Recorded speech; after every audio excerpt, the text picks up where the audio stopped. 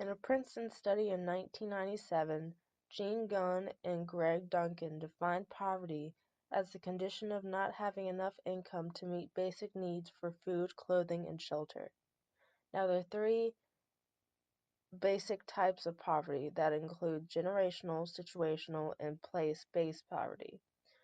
Generational poverty is when families remain poor across generations. Situational poverty is based on poverty that's caused by unemployment or disease.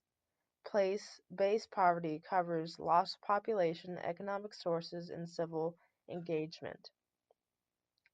Even though the United States is one of the richest countries in the world, there are about 14.3 million people in the United States living in poverty, and 1 in 5 people are living in hunger. In 2015, it was calculated that North Carolina had about 1 million people living in poverty. This means that 11.1% of the population lived under the poverty income level, which is $23,834 for a house of 4.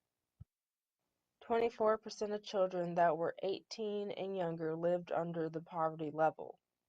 18.4% of working women between the ages of 18 and 64 were under the poverty level as well.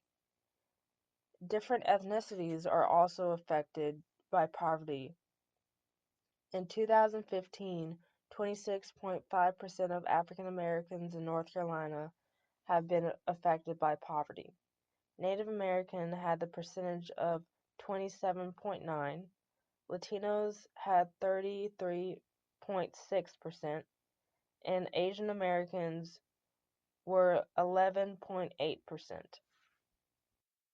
Out of 1 million people in poverty in North Carolina, the unemployment rate is higher than the population as a whole, being 6.1% of the state. In 2013, there have been reported to have 1,000 births through the ages of 15 to 19 years old, and 1,000 children under the age of 18 to be in foster families.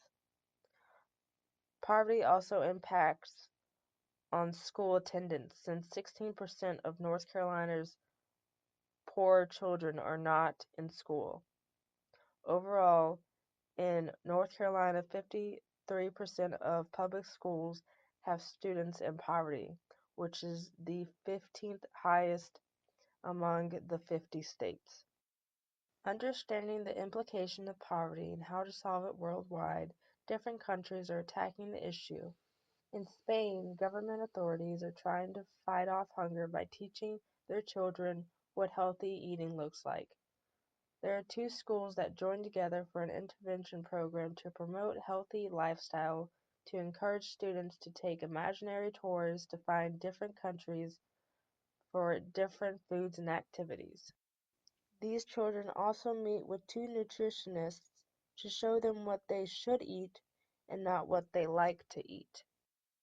Recognizing that poverty in itself is a huge problem, the North Carolina's legislature should enact laws such as raising the minimum wage, which primarily benefits low-income workers and their families.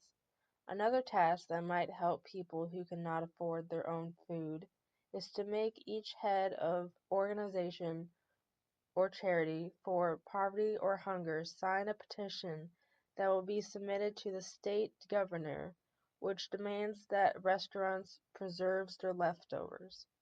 Restaurants would have to offer these leftovers to the local churches or other charities, which in turn could provide an open lunch for those people who could not feed themselves. Everything has to start somewhere, and a plan such as this could be the first stepping stone to evolve a greater part of the community to address poverty and hunger.